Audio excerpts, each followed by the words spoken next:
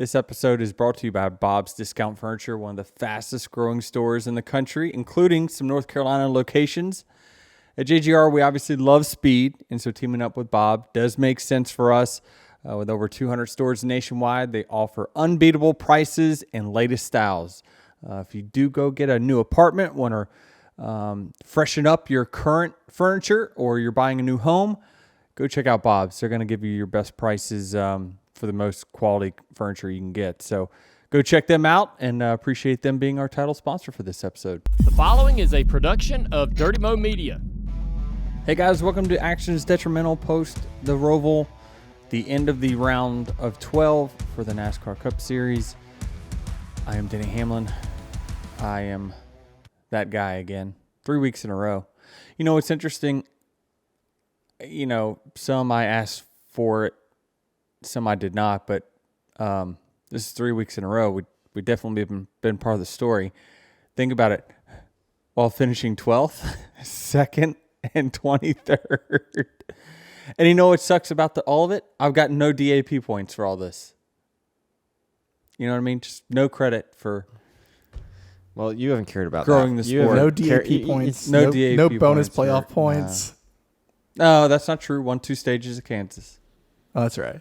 Yeah. And as we heard, every playoff point matters. Can we just start with that? Since you're going to bring it up? Whatever you want, Jared. All right. On that Joey Logano quote about every point mattering, I'll let you weigh in on this. But he says the regular season matters, every point matters. Him and Ross scored 7 playoff points in the regular season. Therefore, they're level. This whole playoff run, this last playoff round, they're completely level. The points they scored in the regular season are irrelevant when it comes to this round of the playoffs. So Ross losing out by 1 point is only based on the last 3 races. Yeah, I just want to check too that I want to be factual here. I don't want to. Joey Logano finished 12th in the regular season standings, and Ross was 13th. So they were right there. Did they get playoff points for No, outside they top do 10? not. They do not. So they both entered the playoffs with 7 playoff points, and entered the round of 12 with 7 playoff points. Mm-hmm. Therefore, this 1 point difference that would have been if Ross didn't do what he did is only based on the last 3 races. The regular season isn't relevant to these 2 drivers when That's it comes right. to this battle. That's right. Absolutely right. Where do we even start with this race? Let's just quickly knock out the others. Travis, go ahead and dub all my other clips from every other week when Corey Heim wins. Yeah, at least now we know he's in the champ 4. Oh, it is? That locked Yeah, in? he locked in. Though I think mathematically he's probably locked in anyways. Yeah. But will he win the championship? Definitely there's a big uproar over oh, he better win the championship now. I kind of want him not to, just so that it helps. For the argument. Sorry, Corey. I don't. You want to see him see it through. And I think his crew chief, Scott Zipadelli, said the same thing. He's like, you can already see he's paranoid about it. Like, after the race, they won the race, and he's like, I just hate this format. Like, we still have to go to Phoenix now on a level playing field with, guys that we've never even seen all season, more than likely. But it is the format. You got to deal with it. It's just, this is the last year of it. Certainly, it's the last year of the one race winner take all. So congratulations to Corey. Record-breaking 10th Truck Series victory in one season. I mean, the rest of the Truck Series playoffs are interesting because Tyler Ankrum, Daniel Hemrick are just +2 above the cut line. Yeah. And Raja's +1. Raja's still in it. Yeah, we got Tyler Ankrum, Daniel Hemrick. I feel Raja's been very underwhelming this year. Well, he only needs to be a little whelming or overwhelming in the next 3 races.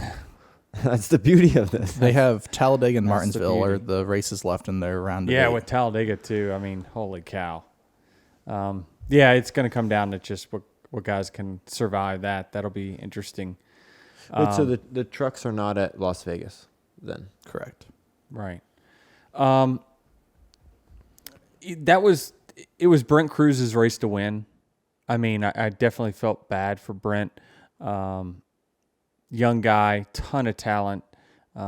He's kind of the next Toyota guy coming up the pipeline, and got a great opportunity there running the ROVAL. He's run quite a bit of road course racing. He kind of grew up, I don't know that he grew up doing it, but he's got quite a bit of road course experience, and it seemed like him and Heim were tit for tat on like their lap times, and certainly after that first lap, Corey's truck got destroyed on both sides, and it was like he still found a way to come back and win. Now he needed some good luck.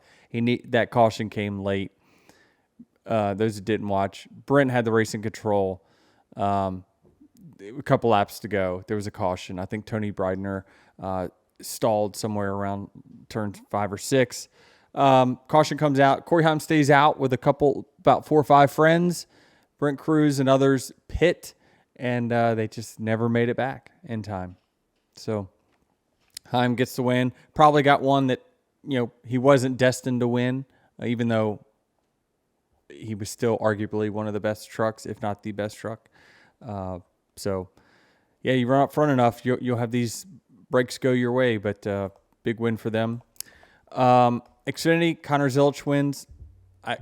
Not much of a surprise there. I'm looking at the times, looking at the charts in the bus as this race is going on, and it's like, I don't know. You kind of, it's a foregone conclusion at this point that that unless something wacky happens, he's going to win this race, and it's not really going to be close. The moment though was Sammy Smith's team rolling the dice and pitting, and then boom, they get the caution. Did they roll the dice, or they had no choice because of the tire? I think I think it was basically like, we have to throw a Hail Mary. Like, if we just stay out, we're not making it. And you see that strategy happen quite a bit on road courses. If you ever wonder why your favorite driver happens to pit with like 5 laps to go at the end of a road course, if they're running 20th, it's that they don't really care about going and finishing 30th. What that does is that if there is a late race caution, now they've already pitted, the field most likely will pit, and now they've got fresh tires, or at the front, they can cycle. So there's more to gain than there is certainly to lose. And so lots of Cup teams do that at the end of the race. They just pit just because there's way more to gain than lose. And so, it was wild because Sammy Smith was definitely in trouble, and then that caution came, and it just changed everything. And then they had to review it, because then the caution came after the white, so then it was like figuring out where he was. So it took a moment for him to know he was in. Did we ever figure out what that last caution was for? I didn't. I didn't know. I don't know that they... I saw the wreck in turn 7 with 2 to go. There was a wreck in turn 7, for those who didn't see. And there was a car that got kind of the front end T-boned another one. And you knew at that point, there is oil and water and leaking out of the front of that car. Like, there's just, the way those Xfinity cars are built, there's no question somebody's going to be leaking something. And so at that point, I'm thinking, for sure, there's going to be a caution here, because there's clearly stuff all over the racetrack. That's if the cars even pull away. Now, they cut away from that. They didn't show us cars pulling away or anything. TV cut away from that to go back to the leader. And then we watched the next lap, and then all of a sudden, caution. And I don't recall, and I could be wrong, I don't recall them saying, well, this is for that wreck that happened in turn 7 about 2 minutes ago. It's listed as for the oil on the track. The oil was there upon impact. That's why, it's just a little of the inconsistency a little bit. The oil was there. It was there right away. You could see the car. It had a little smoke coming out of under the hood. Obviously, it's dropping something. So I was surprised they did not throw a caution there before that white flag, but they let it play all the way out. And if you remember, we had kind of this controversy last year when Parker was leading, where they said they didn't see a car that was in the barriers. waited a long time until 100 feet before the start finish, and then they threw it on Parker. It's just, we could do better, certainly. I mean, the rifle car one, let's not discredit that. And with that, Zilisch gets his 10th win of the season. I always wondered if there was like a limit to the space above the door for these win stickers. No limit. There's no limit. There's plenty of space up there. You can move sponsors around and all that stuff. They're happy to move them. So yeah, I feel like I'm looking at the 3 winners, and it's full chalk the whole way. The favorite in every race, Heim, obviously, every race is going to be a favorite, and he's swept all the road courses this year. And the trucks, Zilisch is obviously on a class of his own against the Xfinity field, and SVG's in a class of his own in the Cup field. Full chalk, no surprises. So, why are we running road courses again? Because there was drama. Oh, we have drama. Okay. Was that drama for 20th place? It was for the final playoff spot. Yeah. Okay. What's our general temperature on the ROVAL at this point? I know we always talk about this, and we saw that they put it on the schedule for next year, but is it too late to make a right decision here and get us off? No, because it's not like you have to. It's not like you have to build a new track or something. It's the location is the same place. Like, does someone have blackmail on Marcus Smith? Like, I feel like everybody's in agreement. Go away, ROVAL. My mom texted me at the beginning of this race, 3:29 yesterday. She said, "This is the suckiest race of the year. I don't know who tells NASCAR differently." And then I didn't answer right away because of the race and whatnot. And then I responded to her at 6:09, and I was like, "To answer your question, that's why they race here, because something like that is always guaranteed to happen at the end, and that's all they want." Yeah, but think about this. I'm not saying I agree with that. Yep. I'm just saying that's. But you were tuned in. Do you think that people tune in halfway through that race, look at that thing and say, well, this is more compelling than the football it just turned off? Bingo. Because here's the thing: is NASCAR gets the moment at the end, but that's not enough to get someone to turn the race on at the start. Exactly right. Yeah, I agree with that. And I think that Jeff Gluck on the teardown had a great point. He says when he turned off football because he was watching the Broncos playing at the 1:00 game, he says he went in his room where he can kind of watch things. He's probably got like a war room set up with his computer, multi-monitor, checking in cars, things like that. When he's journalizing this, is it journalizing? You could just say working. I don't know. Anyway, from home, he's like, man, you got to be a hardcore fan at this time of the day to then go say, I'm going to go watch the ROVAL, where you basically know what the outcome is. I mean, I didn't even want to turn it on. I knew where you're going to finish. I knew where SVG is going to finish. I'm like, what are we doing here? I had you over for the OSU game on Saturday night, and I think you guys asked me, well, how's your car? How are we going to get how are we going to finish? I was like, I don't know, but I do know one thing, that SVG is miles ahead of everyone else. That's all I can say is that he is just miles ahead, and it's not close. So to Jeff Gluck's point, you really have to be dedicated to that. This is your number one priority if you're going to tune in and watch the ROVAL. And I agree that if this is on the oval, can you tell me who's going to win on the oval? I don't think so. But I also don't. 600 was wildly entertaining. The 1.5 mile product with this car is amazing. I'm fairly certain that it is on the schedule simply because it's SMI's date. Let me give you the facts. It is SMI's date. They own that date. It is a playoff race. SMI doesn't own any other road courses. okay? And they want a road course to be in the playoffs. A road course. I don't think they care what, when, or how. So they want a road course in the playoffs. It's SMI's date. So SMI has no choice, to give Marcus a little buyout here. I don't know that they have a choice but to run the ROVAL. But you said it's SMI's date, so don't they have the choice? Are you saying NASCAR would take... NASCAR wants a road course in the playoffs. So why doesn't he say put a road course in, but not my... Or are you saying that Well, they're he's not going to give up that revenue. So you're saying if he would doesn't have do to go, road he would have course- to go rent a track, and that wouldn't be economically as good for him. So I'm asking you. So if he doesn't put the road course, you're saying NASCAR is going to take that date away? No. So then why does he have to put the road course in? What road courses does NASCAR own? They own Watkins Glen, right? Sonoma? Oh no, they do. They have. I'm wrong. SMI does own Sonoma, but I mean, I guess we could race there this time of year, couldn't we?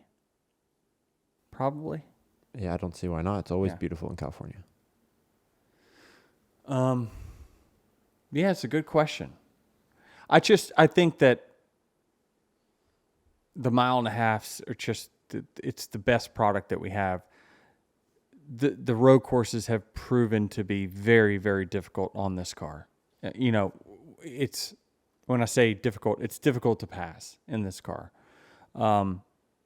It's any one lane racetrack, this car it can't do it because, the aerodynamic properties of it, it's just not good in traffic. You have to have multi-lanes to move around. Charlotte Oval is a multi-lane of multi-lane racetracks. It's a little baby Kansas. The right thing to do is to put us on the oval. NASCAR would either have to say it's fine not having a road course in the playoffs, which there's, I don't know that anyone is clamoring for a road course to have to be in the playoffs. I mean, we are a stock car series. Yes, we typically, for the bulk of my career, we ran 2 road courses a year. None of them were at the end of the season. That's the way it always used to be.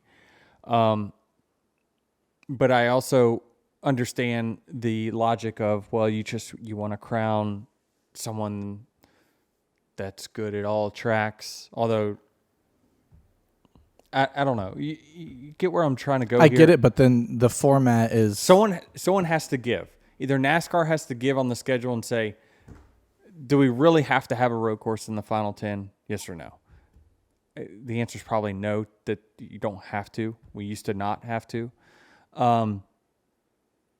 Because I believe that if SMI and or NASCAR wants an instant bump in ratings and in ticket sales, they in 2025 or in 2026 they announce we're gonna be in Charlotte in October, but we're gonna be racing left turns, and I think your fan sentiment would go up.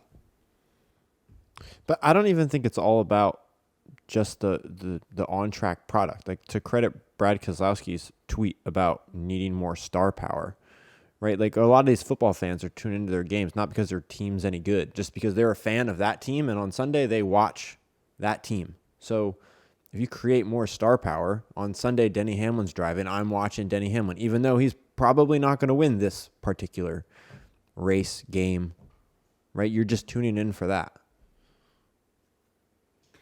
Well, there's been a million surveys, but the fans have absolutely spoken in their fan council survey that NASCAR sends out that they don't care about points as much as they care about who wins a particular race. They've made that abundantly clear. So it's the whole argument that some of the shills are making is that, oh, well, you don't want someone clinching early. People will tune out. That is absolutely not true. People are going to tune in to watch Chase and Larson and the you popular promote drivers. That. If you promote that, but Right, we're not really right. promoting that right now. It's about just like giving someone a gimmick and an entertaining as possible Sunday, which isn't all that entertaining sometimes. Well, I think that the race was 3 hours and some change, and your moment came in hour 2:59:59. Fourth quarter. I mean, at the buzzer, right? And so you're asking a lot for people to wait and sit through that for maybe possibly that one last corner moment, and that's tough. Where on the oval, you're going to see some amazing races, amazing racing throughout the entire day. You're going to see a lot of side-by-side battles. I mean, I watched the end of the race, obviously, because of the last corner highlight, and it was SVG wins. And then like a minute and a half later, we come back around. I remember watching the bus when you're like, I said, I bet that was interesting or exciting on TV. And you're like, I don't know what it was. I guess you were on pit road or something. When I watched it on TV, it said final lap. And I'm like, and I'm looking at my car in Chastain's. I'm like, that's not the final lap. And I look at the other box and it's like, oh yeah, SVG's he's on the final lap. We are not. And because we were so far apart, I think it was 90 some seconds that we were all behind. Travis, let's think about this. It wasn't even at the buzzer. It was 2 minutes after the buzzer. Yeah, the game was over. The game was over. And that was what your shining moment was. Also, like, if you want the casual fan, like, if they're turning in late, they're confused and they're not probably watching. Like, a road course is not, like, they're probably like, what is going on here? I mean, Lee Diffie was like, SVG took the white. Denny and Ross have 2 laps to go. You're asking a lot, certainly. And like, even where NBA claims, even acknowledges that they're mostly a highlight league, most of the views, clicks, things like that come on exciting plays. For us, that's going to be restarts, 3 wides. That's going to be battles for the lead. Those are our highlight clips. You're just not going to get much of that on a road course. Is the NBA going down in views? On their audience? Their audience? For a while they were. I think last year, Travis is going to do some recon here for us. Like some data. I think they're on the rebound up, but still they're. When I say they went down, like they went down. So they saw a decrease in the regular season and they came up in the playoffs. The only reason I bring that up is because I feel like 10 years ago, the NBA was doing really well when it came to evolving with social media and the trends of having their highlights on your phone constantly right now. And then I think NASCAR tried chasing that a little bit. But now it seems like the NBA is kind of like that's not carrying them anymore. 2% decline. Yes, it's like. But here's the other thing that does it say what the average viewers are or no? Averaging 1.53. But there's tons of games. And the other thing with the NBA is it's times 15 games. Yeah. Right? Yeah. You also have fans they're just like individual players because of fantasy and gambling. Mm-hmm. So it's a little different how people are viewing it. Also, the NBA for years has told any person, here's our content, put it out on any channel you want, publicize us. And so that's why social, though, they're probably crushing it. They do well socially, no doubt. I don't know. We got our highlight from that race yesterday, and Ryan McGee tweeted, I appreciate the passion for those wanting to get rid of the ROVAL and the NASCAR playoffs, but have also been around long enough to have covered a couple dozen fall Charlotte oval races, and none of them were as memorable, entertaining, or important. Today was all 3. Well, it was okay. Well, it was memorable because it happened 5 minutes ago.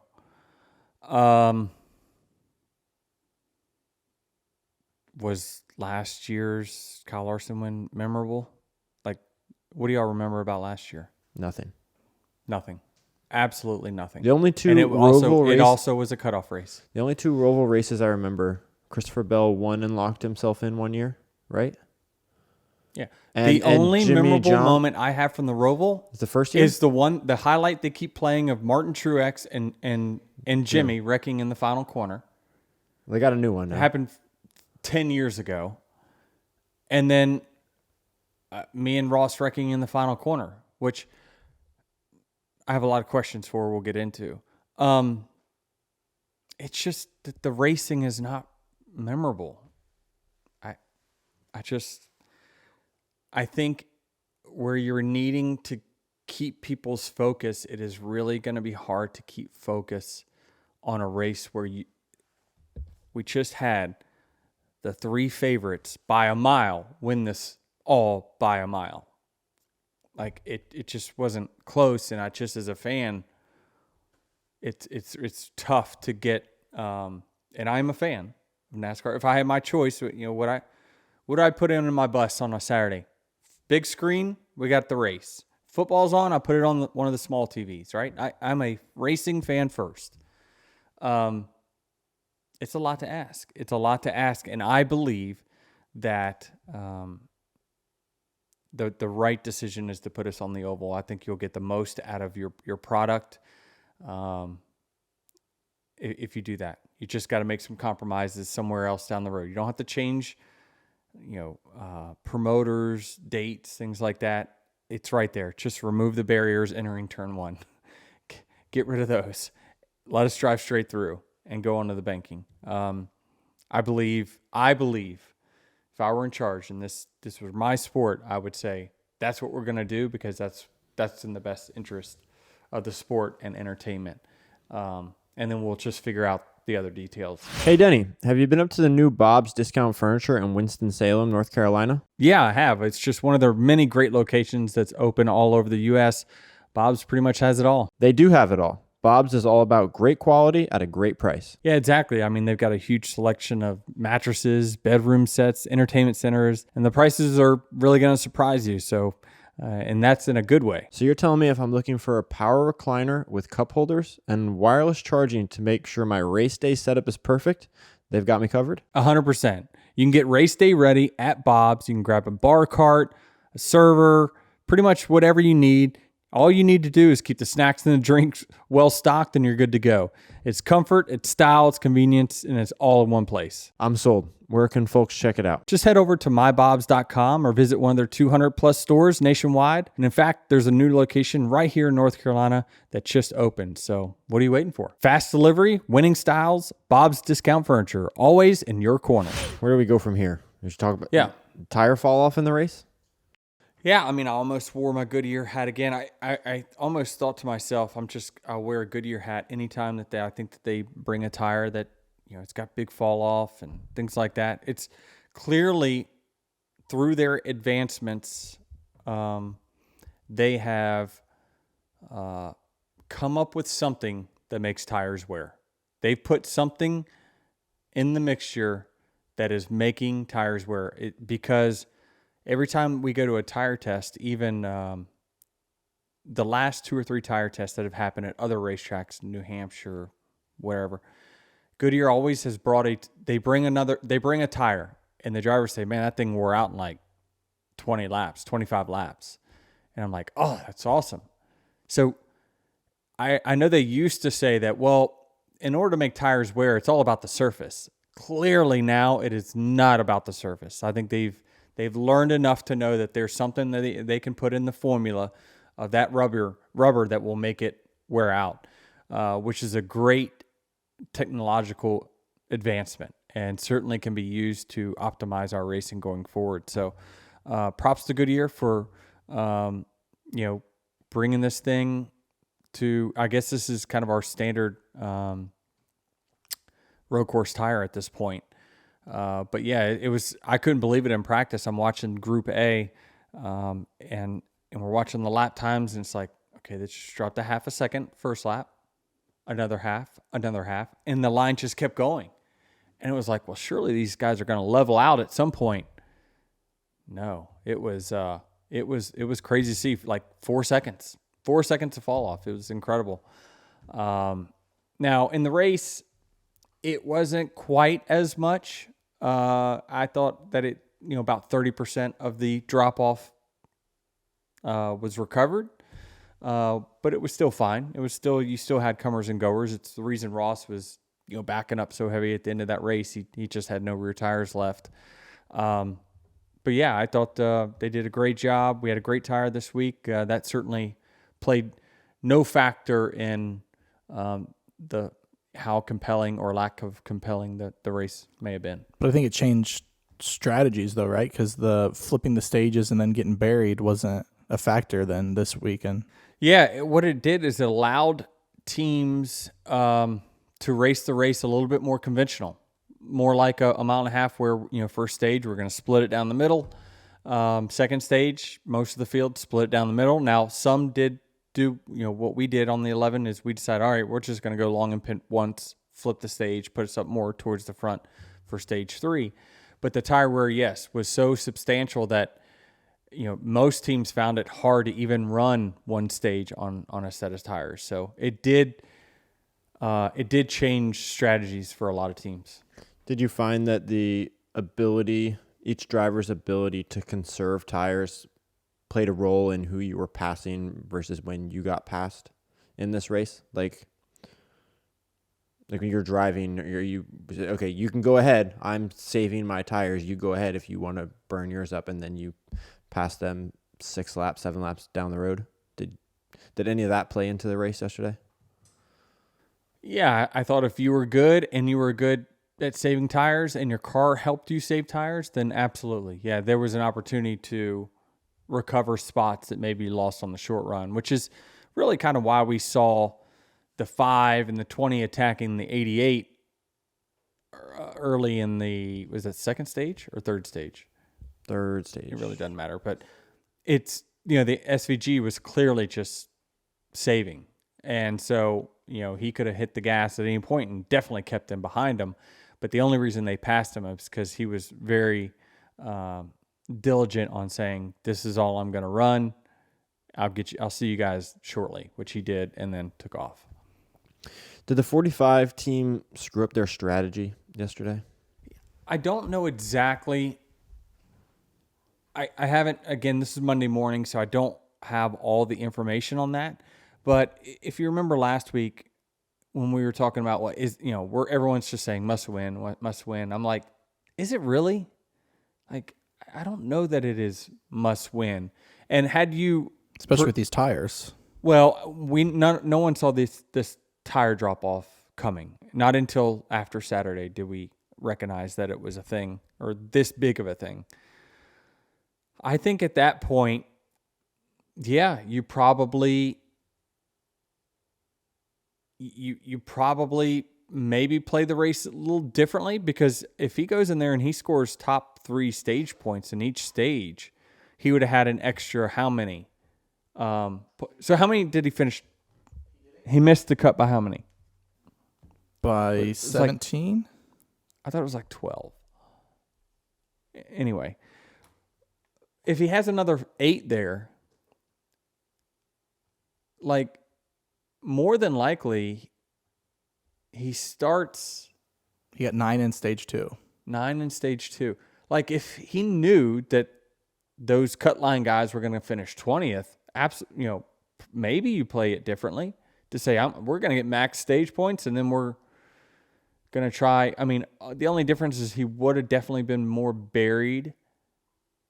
No, he did take stage points in stage 2. I'm thinking he would have been more buried in stage 3, which he was, which is why he only finished where he finished. I think the mistake was, I think it was still going to be difficult, Travis, in the overall. I think it would have, and listen, Billy Scott knows more about this than I will ever know, but I feel like when they made that call to go long in stage 1, they then were married to the fact that they had to win. Yeah, that's for sure. And with SVG in the race, I think that's a tough call to make. I think early in the race, get points, give yourself more outs, and find out where those guys are going to run, where they're going to finish. And by doing that, we have to win. And that, listen, nobody's beating SVG right now. So to make that call, I think, was a bad decision. Yeah, I guess that's what it comes down to, right? It's like, what are your better odds? Winning the race and beating SVG, or running second and hoping that Ross and Joey run 16th all day, or something happens to them. I mean, again, it's Monday morning, but I probably would have bet on that. That, hey, let's go run second and every stage and hope that that's enough to overcome this deficit. Instead of trying to beat SVG, that seems way more difficult than hoping that Joey has a bad day. Right. Yeah, it's easy. This is easy conversation on Monday morning. For the record, though, I was critical of this on Sunday. Yeah. But, at that time, I don't know. Do they think they have the pace? Maybe. I mean, he was leading early, right? SVG passed him. And Larson passed him. Yeah. I mean, but they also, Billy Scott, I think on lap 2, told Reddick, save your tires. So because they knew they were going to go long. Yeah. Yeah. Yeah. They just had a tough road ahead. New Hampshire did not go as 2311 planned, or thought that would happen, and that just unfortunately put them in a massive, massive hole. Just too much to try to overcome. Yeah, it's trying to beat SVG at this point. I just don't think is realistic. It's not like the guy's got a couple tenths on the field. It's a measurable amount, and it's a measurable amount because his teammates have the same thing. You know what I mean? And the results are wildly different. The teammates are roughly the same pace as everyone else. And they're getting more information from SVG that he's sharing that, like they said, Ross and was doing clearly multiple they sims. can't replicate it. Yeah. So, I just think that, road courses are one of the more predictable races, and I thought this one was right in line with that. 5 wins now for SVG on the season. Tied for the league most. Yep, 5 straight at a road course. The Jordan Bianchi is absolutely out of his mind, thinking that he's on the short list for the best NASCAR road racer ever. Like, what is he talking about? Does he really think that Jeff Gordon, in his prime, would beat SVG today in an next-gen car? Not a chance. Not a remote chance. Jeff Gordon was not winning by this margin. Jeff Gordon was not racing cars this equal to everyone else's. Jeff Gordon was in a Hendrick Motorsports car that was Ray Evernhammed up. That is not even a remote comparison. Now, I'm talking about someone in Jeff Gordon that's on the Mount Rushmore of greatest drivers ever. But when it comes to turning left and right, they are not close, and SVG is the greatest road course NASCAR driver in history, and he's only been doing it for a year and a half, and that's undisputed. Anybody that disputes it, even in my mentions, shut up. I know, you don't. I compete, you don't. I don't think you need to compete to realize that SVG is. Yeah, I don't even know what Bianchi's talking about. He's just losing legitimacy in the journalism world at this point. He's not journalizing. No. Not using, the thing between your ears. Hey, this is Dale Jr., and for the latest Actions Detrimental gear, go to shop.dirtymomedia.com. We've got plenty of options for you. We're adding new stuff all the time. That's shop.dirtymomedia.com. There was a moment in this race where Daniel Suárez could have passed Logano, but he didn't because he didn't want to use up his tires. And ultimately, when it comes down to it, that 1 point could have been what? End of stage 2. End of stage 2. Ross Chastain needed to not have to go into that final corner the way he did. I wish I was a little more educated on this. Now, for the record, when we come out, if we flipped stages on a road course, do not be surprised if our lap times are significantly slower than what they were when we just pitted, because we're going to stay out. And so the team will harp on us. Do not push these tires the first 2 laps. Take it easy because we're about to stay out. Now, did he not pass Logano by choice because he's chapped at the organization for letting him go? Or was he just being smart, saying, I'm not going to burn my shit up here. Joey's about in one lap, Joey's about to pit. I'm about to that spot is irrelevant. So why will I burn my tires up for the next stage? That's the counter. It's not like people just pass at will. There's many times, and I did it when we flipped stage and at the end of stage 2. I think I was racing somebody. I came out of the pits and I think it might have been John Hunter or something. And John Hunter's racing me really hard. We're running side by side on a 1-lane racetrack, and I'm like, we're not racing for stage points. First of all, what are we doing? Because my spot or your spot is irrelevant. Because in one lap, you're about to pit, I am not. So it's just situational awareness, and with Daniel's situational awareness that spot doesn't matter. Now, I'm sure his team would have loved, when I say his team, his Trackhouse team would have loved for him to go get that spot and take it from Joey. But it appears that I don't know if it was relayed or not. Do we know whether they said anything on the radio about go get that 22? Here's a tweet from Steven Torano yesterday. Was watching Daniel Suárez on board, and it seemed like he was trying to pass Joey Logano versus what the broadcast was saying. Suárez said with about a half a lap left in the stage that he was locking up his fronts. Yeah, so what he felt is that the juice was not worth the squeeze for him in that moment. Exactly right.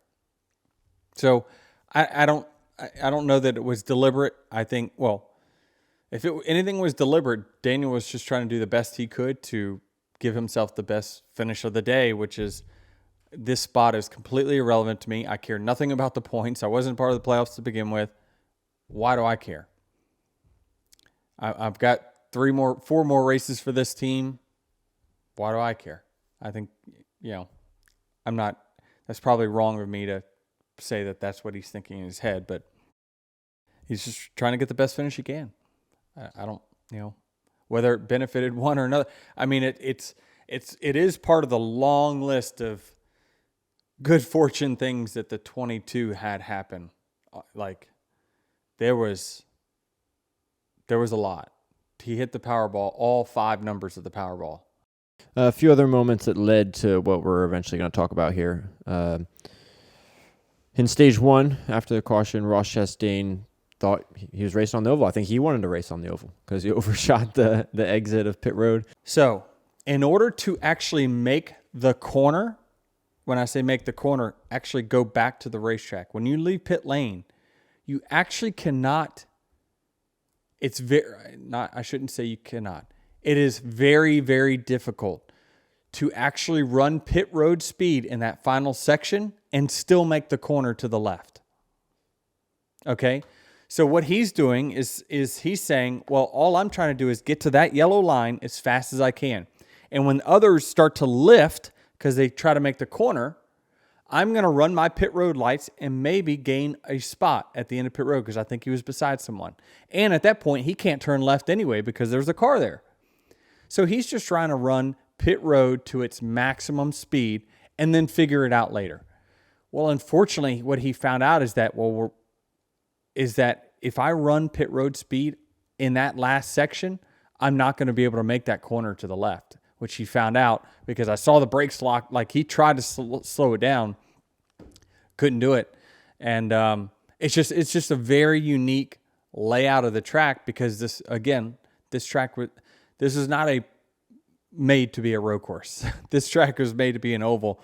So it's very wonky in the sense of like when you leave pit road, you got to slow down before pit road's even over with to make the corner to get back on the racetrack. And so he found out pretty quickly that, I can't make that corner if I maintain pit road speed all the way to the end. Yeah, you more or less had a front row seat to this, really, because you're only 4 or 5 cars behind him. The second mistake, Travis, this is the one that you were referencing, is him speeding on pit road late in the race. Yeah, you heard him say in his interview that I pulled gears twice. So what he's saying is that we get so our muscle memory is very, very keen on this. We leave our pit stall first gear, and then we pull it, and then bam, we try to find our pit road lights. What he did is he pulled 2 gears. So if you're in third gear at the same RPM that you are in second, you're obviously going to be going faster. And so he realized pretty quickly, oh my God, this thing is, I'm going too fast. You saw him immediately lock up the tires, trying to get it slowed down for the next section on pit road, but he was already caught at that point. And so what you heard him describe was just a mental lack, of, I can't believe I pulled 2 gears leaving the pit stall. You never do that. And so just a little mental mistake there. Are both of these mental mistakes, or are they kind of two different I don't think the first one was a mental mistake. I think he was trying to maximize pit road to its nth degree, and then he thought he was going to be able to turn after that. But running pit road speed, there's just not enough room. There's a wall right there. And so you have to slow down to make that 90-degree left. And he's just trying to get every spot he can. And he realized as soon as he hit the brakes and tried to turn left, it wasn't turning. That's why he went straight. It's crazy. Is with these 2 mistakes, he still was sitting there to advance. I think his crew chief screwed up. Because he finally passed Logano. Paul Wolf says, let's pit. And the one didn't cover him. Well, the one still needed cars between him and the 22. I think he would have been able to. It wasn't a heads-up race. Do you know what I mean? Yeah. He had to finish, 4 spots ahead? He still needed those buffer of cars. So, I don't know when Chastain pitted. It would appear he pitted, that last run was longer. Or maybe he just ran harder to get the spots, and then his tires fell off like crazy. But he was running really slow those last few laps. He had no rear tires left. You could tell, as competitors, I can tell just he can't get off the corner. Like when we start to accelerate to leave the corner, usually whoever's in front always pulls away because of distance and acceleration, it's always going to look like they have better drive off the corner. Well, when we're actually gaining on corner exit, that means he just has no forward drive whatsoever. And so he just worn him out either through pushing hard to try to get those spots back from that green flag penalty, or he just ran too long of a stint. I'm not sure. Well, that leads to this moment in the final corner where Ross needed one position, and you were that position. Yeah. I don't have a ton to add. We are doing a podcast, so I have to regurgitate what I've said before, but I didn't know anything. I think my radio, I don't know if you listen. Do you listen to my radio during the race? I do. When you're in the bus? I do. I didn't yesterday because it was the ROVAL, and it was the most silent radio I think that the 11 car has ever had in history of any race. We just didn't say much all day. And truthfully, when I came out with like 15 to go after my last pit stop, there really weren't many cars around me, and there wasn't really many cars behind me. And I'm like, oh man, we got to be like 32nd. Like, I don't even know where we're at in the field. And I run and I run and I run. And I'm like, I'm not catching anyone. And suddenly the one is like you could see he's slow. He's fighting his car, and whatnot. And at that point, again, I have no idea. Never did I get any update on what position we're in. Never did I get an update on the points, anything. So at that point, I just think this is another spot I've got to gain. I don't know where the 22 was. I didn't know if the 22 was 10 spots in front of me or 10 spots behind. Absolutely no clue whatsoever, because I didn't get that information. And in the race car, you gotta understand, it's tough. I can't even see the pylon, unless it's a caution. So when we're running that last stage, green flag, and there's all these different varying strategies, there's absolutely no way to know where this strategy netted me out after my last green flag pit stop. Again, I had no idea what position we were even in. So I didn't know whether Chastain was in front of the 22 or the behind or anything. But I think the only points update I got was before the start of stage 3, because they were updating me on the 19 situation. Evidently, he was close at some point in the race. He had to finish 10 spots ahead of Logano. Yeah, and so they didn't tell me that. They just said the 19's closer than what's comfortable or whatever. And I was starting behind him, so I just wanted to make sure at that point, don't put him don't put him in a bad spot. Don't put him 3 wide or anything like that. Again, I wanted no parts of anything yesterday. I just wanted to finish that race, move on, and let's get this thing restarted next week. And so, yeah, I run my normal race. The one was slipping. I caught him with about 2 to go. Might have been 2 to go, or like a lap and a half to go. I actually caught up to him. And I tried to make a move coming into the front chicane. He was trying to he didn't really aggressively block it, but what I felt like is that if I would have jammed it in there on the front stretch chicane, I risked wiping both of us out. Like, I wanted to not wreck myself nor him. Again, I want no parts of whatever goes on. So I'm like, he's so slow. I've got plenty of opportunities left in this for the next, 2 miles, whatever it is. There's plenty of opportunity that I'm going to pass him. So I didn't pass him there. Then I make a move again after the front stretch chicane. We take the white. I go into turn 1.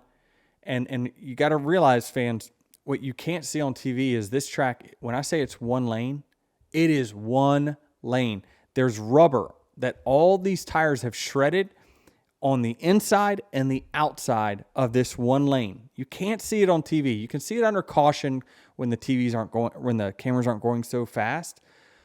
But I'm hesitant to dip out of line at any point, because every time I did, I would get into the loose rubber and my car would take off. And so I go into turn 1. I show him I'm going to go low, and then I see that there's loose chunks of rubber all in that bottom lane. And I said, well, if I'm going to go in there and attempt to pass him, I'm more than likely going to just end up dooring the shit out of him, knocking him into the tire barrier. It's fine.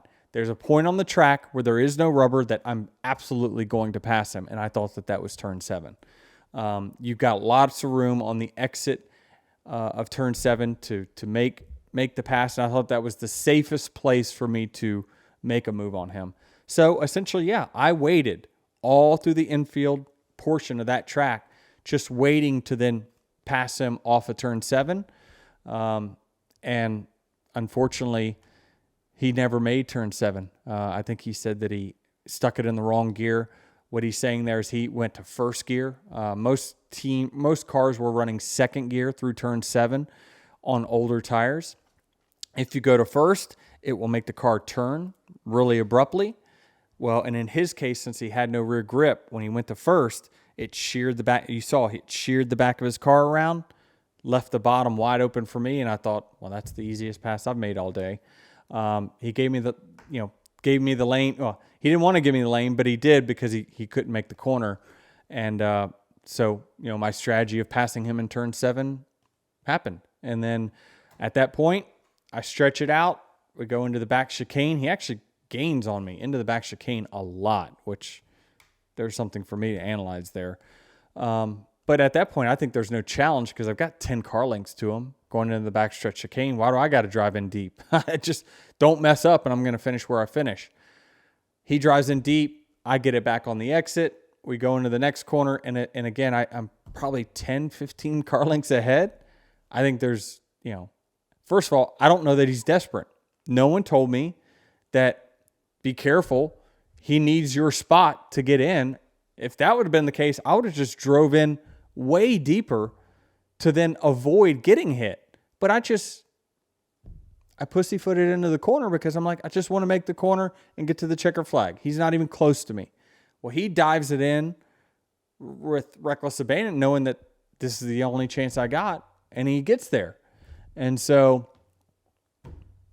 I got wiped out, and I didn't even know how or why, because I don't recall being told anything about, like, he's diving in there, he's almost there. Like, I just had silence. And the next thing you know, I get hit significantly from the back. It, whiplashes me, and I'm like, what the hell? And I'm going in reverse. I finish in reverse. And then I'm like, what just happened? And then they explained to me that, oh, well, he needed that spot. And at that point, I'm like, how can someone let me know? So why are you upset that you didn't have that information? Well, first of all, I would have attacked the last two corners differently. Maybe I would have planned on getting clobbered in the last corner, but I thought I was fast enough that I could have stretched it out to where I would have had no shot to get wiped out. You know what I mean? If I'd known he's gonna make a desperate move here, then I attack those last two corners differently. Just so you don't get wiped out. So are you upset that you got wiped out? What's that? Were you upset that you got wiped out unknowingly?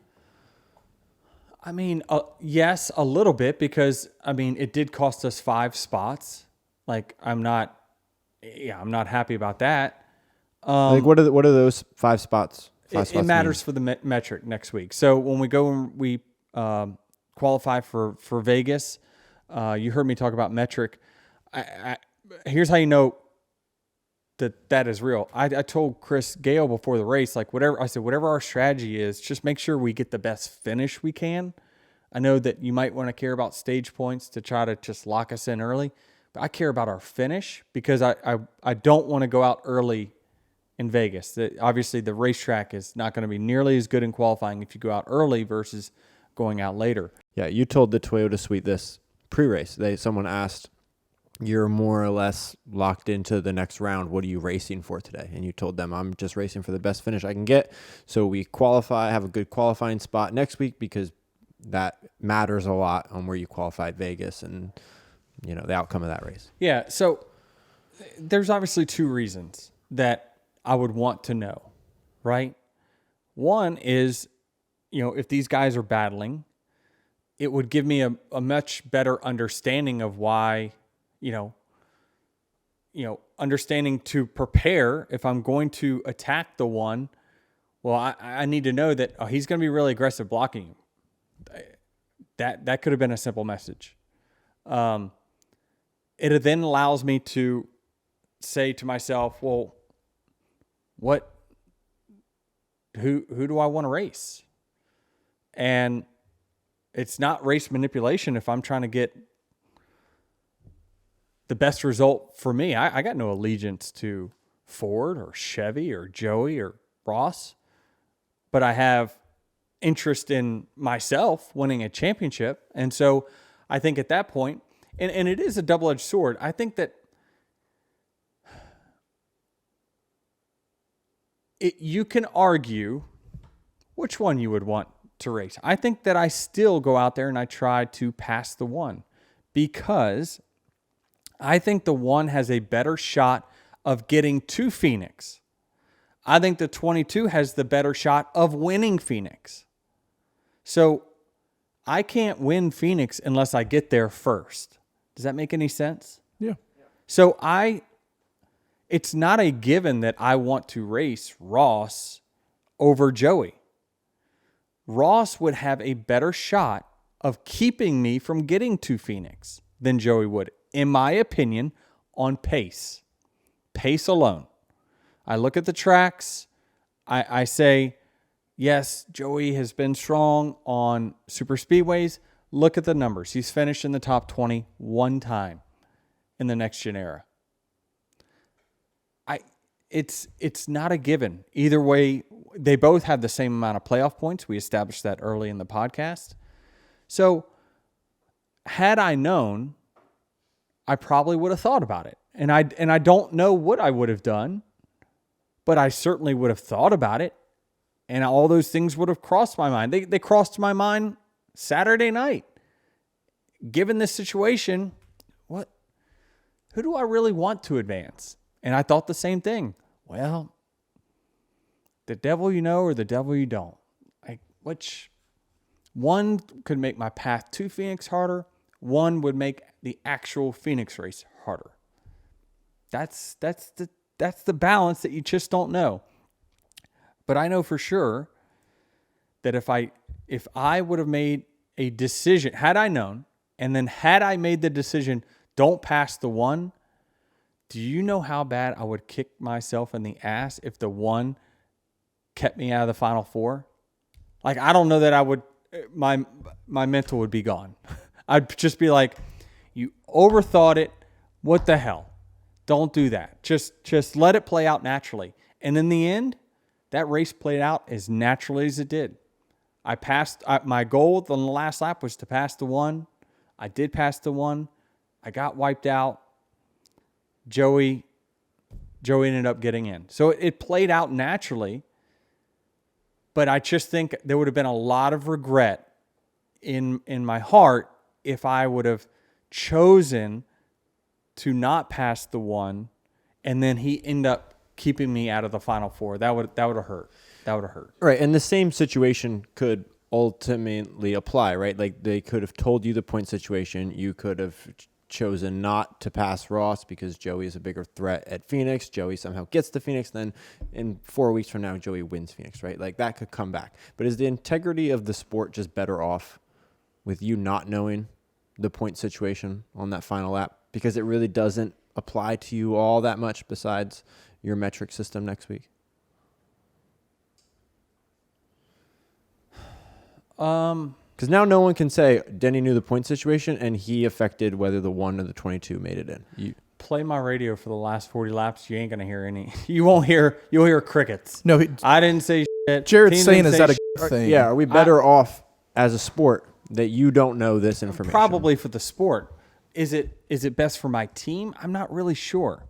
I don't know what the right answer is, and this is 12 hours removed. I still don't know what the right answer is or would be. I more would have liked to have known that I was in a vulnerable position those last couple corners. Did you ask why they didn't give you an update? Because you look like you had an animated conversation with Gale. They felt very hypersensitive to what happened last year. Understandable. That's what I thought, but yeah. And at that point I said, just let me know how desperate the person is that I'm racing. Now I know how to attack them. If I know that they're going to be desperate, I'm going to say, okay, well, I need to approach this a little differently. And then when I get around them, I need to get the hell out. I need to check out as quick as possible. Yeah, all he had to say is the one is desperate. They didn't have to give a full breakdown. Yeah. I'm not sure. Because I would have no allegiance to any one of those cars. The 22 or the 1, the allegiance is equal. I have no interest in either one of them advancing other than who do I want to race? Do I get to choose? Is that an advantage? It is an advantage if you know, but can we truthfully say today that we know who's going to keep me out of the Final Four or who's going to keep me from winning if I make it to the Final Four? We just don't know.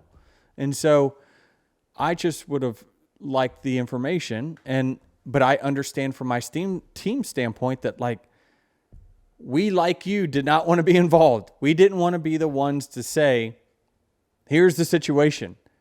Because then if you do something that it looks like you intentionally did something, then it opens you up for a penalty.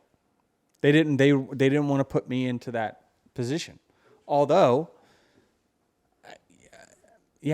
who knows? No, I don't think anyone knows how that last lap plays out if I know. But I know that I tried to pass the 1 and I did. I just didn't know that I was as vulnerable, especially in that last corner, as I was. That's what I was most upset about. Do you think that had that move worked, that it probably would have been penalized by NASCAR? I would hope so. If not, then what? I mean, Yeah, I think they set a precedent on that. It would be interesting, and I would appreciate NASCAR, someone sending me a text. They don't have to say it publicly, but just let me know whether that will be allowed, because certainly I don't think you're going to be allowed to just wipe someone out to move on. I mean, it's an intentional wreck, is it not? I think they need to make it public, not just to you, or at least to the drivers. Yeah, I think this opens up. I think certainly they probably need to address it. Hopefully, if one of those guys have an interview with Sirius or something this week, maybe possibly one of the guys will ask them, well, if that would have happened, what would you have done? Would you have let that go or not? I would think for the sporting aspect of it that they probably, I know they shouldn't allow it, because I think that's allowing someone to get intentionally wrecked is not, I mean, what's the difference in that and a right rear hook? I mean, yeah, it's a little different. It's a road course, but it's still an intentional wreck. It's still rough driving. But I just, for the safety of the guy that's in that final corner, like, that's just not, I don't think that it's necessarily cool. I understand why Ross did it, because if you don't even attempt it, then you're out. I just was unfortunately that guy that was there, but that wreck caught me wildly off guard, and certainly, maybe best case scenario, he thinks that it just gets me just out of shape enough to where he can finish the corner. It was such a low percentage chance that I was going to spin and he wasn't. But yeah, I would, because this is going to come up. This is going to come up. Certainly in the lower series. We know at Martinsville this every year. Every single year. We saw it with Kevin Harvick when he wrecked Kyle Busch on the final corner of Martinsville. Surely we just, for the sporting aspect, and we've got to say that that's not going to be allowed. Intentional wrecking to advance. It's no different than someone intentionally not passing someone. And we can talk about that, because I think Joey and or Paul were on the radio really pissed at the front row car. Was it Todd? And explain. you. Huh? And you. They were mad at me. Oh, they too? they were getting hot and mad about you not passing the one car and already complaining about it, and then they called Gilliland a dumb when Gilliland passed Logano. So they want it both ways. Yeah, that's. I think it's probably just not better for them not to say something about that when, you can't complain about someone passing you, and also still complain someone else is not passing the other. So was the 48 car sitting behind the one?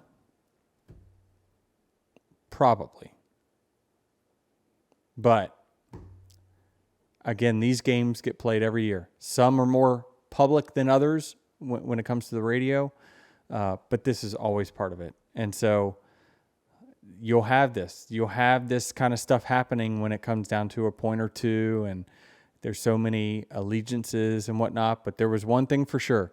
This Toyota car had nothing to do with a Ford or Chevy, and wanted no parts of the Ford or Chevy battle. And I ran my own race. I think you've proven that the 11 car is going to do out for the 11. Yeah, I think we can put that to bed. Absolutely.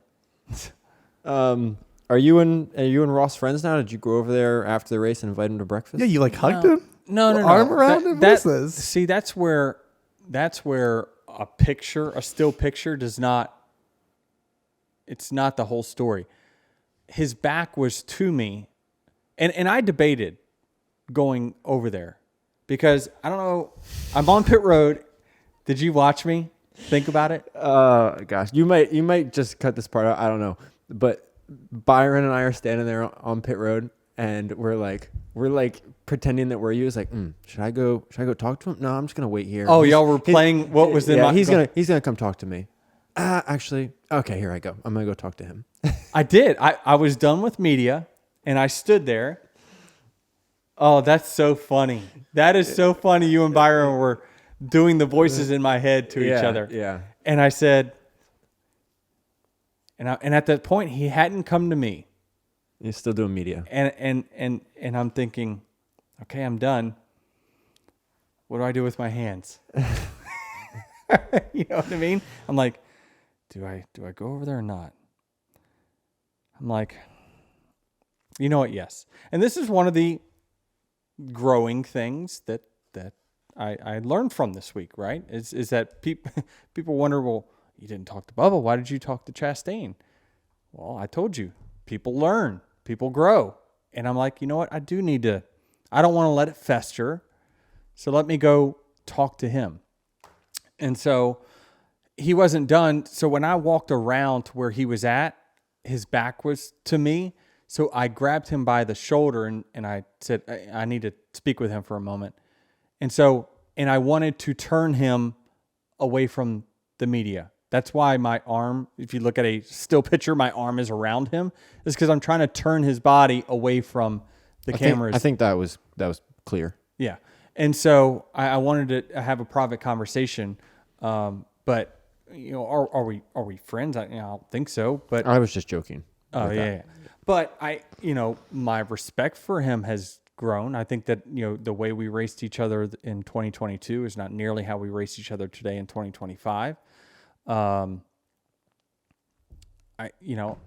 had questions for him, and that was it. But do I hold ill will? Like, no. I mean, for those in my mentions that think that, like, oh, you're mad when people do it to you, but not when you do it to them. Like, shut up. Like, seriously, shut up. Like, I take it like a man when I get wiped out. I took it like a man. I understand. I'm not mad. I get it. Did I wish I was in that spot? No. Could we as a team help prevent it? Maybe, possibly. But no, I don't. I just wanted to have a true and honest conversation with him, and that was it. My takeaway and how I read your body language post-race was that you were just kind of in shock of how everything played out. Like, here I am out for a nice Sunday drive in 17th, and bam! Now I just got clobbered, and I'm crossing the line backwards, and, Yeah, your radio, you could tell that you were confused. Because you asked, like... because I was. Yeah. Because I was. Yeah. Anyway, if in case y'all are wondering, the big three organizations have all the cars left in the playoff. Parity. This car fixes it. So 3 from Hendrick, 3 from Gibbs, 2 from Penske. That is your final 8. I don't know. I like our chances. We got to go to Vegas, do some work. So I'm looking forward to it. Talladega, nervous about it? Of course. So is everybody. So just, it is what it is. If we don't make it, we don't make it. I would love to get 60 this year. I can tell you that. Playoff standings heading into Vegas: Hamlin +8, Blaney +6, Larson +4, Byron +4. Below the cut, Bell -4, Elliott -14, Briscoe -14, Logano -24. It's tight. And for the record, you got 2 correct of who was going to get eliminated and missed 2. You had Logano and Blaney getting eliminated. Yeah. Bad call. Bad call on that. Yeah. Anything else? I don't have anything. Just real quick, I put a little Q&A box on your Instagram story last night, so I'll read out a few of these questions. I got some Dear Denny questions. A few quick ones. Who you got tonight in the Hoop Group Championship? That is tonight, right? Hoop Group Championship is tonight. My team, the Outlaws, we are not part of it. Appreciate Michael Ransom trading for me this year, giving me a shot on the team. If they would have helped you out last week, Jesus, Alex, did not perform. No, our number 1 pick for the Outlaws, not number 1 overall, but the first round draft pick, Alex Presley. No, not his best performance for sure. And it was gonna be bad. I asked him, and you gonna win? He goes, "We'll see." Oof. Yeah, can't come in there like that. Yeah, I had a decent game. I thought that I usually perform the best when it comes down to playoffs and in the hoop group, so I played one of my better games. But just not enough offense, and they just kind of abused us on defense. So it is Charlie's team, the Big Boys or the Crutch Boys, whatever you want to call them, versus Irrational Confidence, Tom Norwood's team. So Chris Davis, I think he's going for his first hoop group championship tonight. They are undefeated. Irrational Confidence is. They've got a very strong team. Big Boys have Nate Conley, who's also not won a hoop group championship, fresh off a trip to Vegas.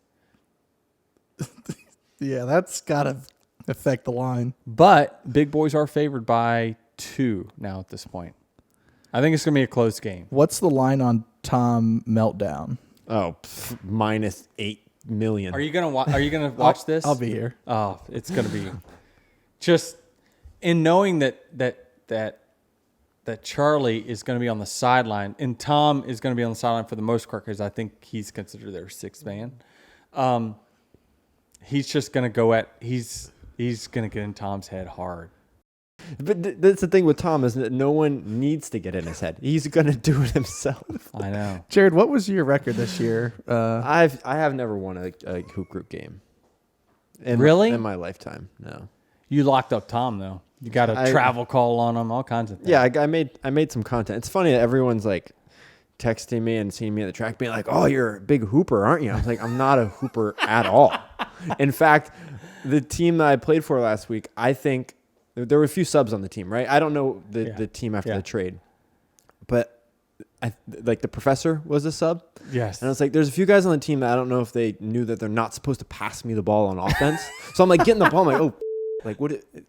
I'm open, yes, but like everyone else, if you have it. Yeah. Your strength is going after rebounds. Holy cow. It's all I can do. When the ball goes up, Jared is heading towards the rim. Oh, yeah. Yeah. Reckless abandon. I love it. I'm like a Dennis Rodman. We got to set the record straight, though. I like to think that this show is fair and balanced. Charlie's replacement is not better than him. He's just a different player. I'm not saying better or worse, but he's a bigger body. He's certainly a better defender. You can't argue that. Yeah, but in this league, do you really need that much defense? I mean, guys can't shoot. The Outlaws won multiple championships on straight defense, scoring 55 a game.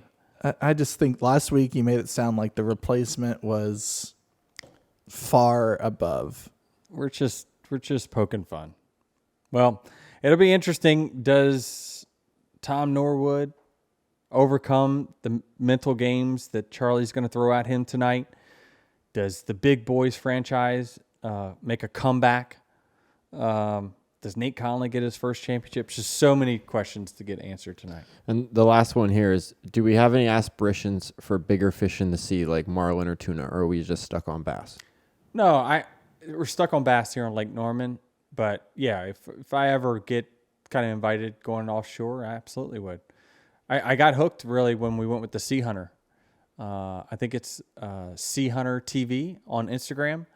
He took us out in Key West and caught some sailfish. It was awesome. Great time. That's what kind of got me into the little bug of fishing. So appreciate that. I got a review here from Kefi Abert. I probably pronounced that wrong. I have never in the history of ever been a Denny fan. Something changed for me this year, and I jumped on the Denny bandwagon. I find myself rooting for you week over week, provided Ross isn't in the mix for a win. Timely. I cannot deny your sheer talent and skill. I look forward to the Monday Actions Detrimental drop and watch immediately on YouTube. Well, I appreciate that. Thanks for that review. Yeah, I mean, I think most of my interactions now with fans love the podcast. Not everyone loves me, but they love the podcast. So Joey got a nice boo yesterday. Yeah, I thought that was funny when he went to do his interview. I guess that they put it on the big screen, and he was like, "Why is everyone booing?" And he was like, "Oh, is that me?"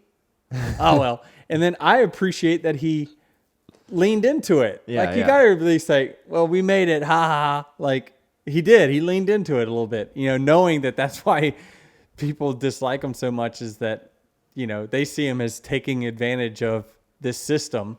He's just like, yeah, well, we We keep doing it, so we're gonna keep upsetting you. Big thanks to Bob's Discount Furniture for bringing you this episode of Actions Detrimental. When it comes to style, quality, and price, Bob's is winning choice every time. Turn the house you live in into the home you love with Bob's Discount Furniture. Appreciate Bob's for being our presenting sponsor of this episode, and we will see you after Vegas.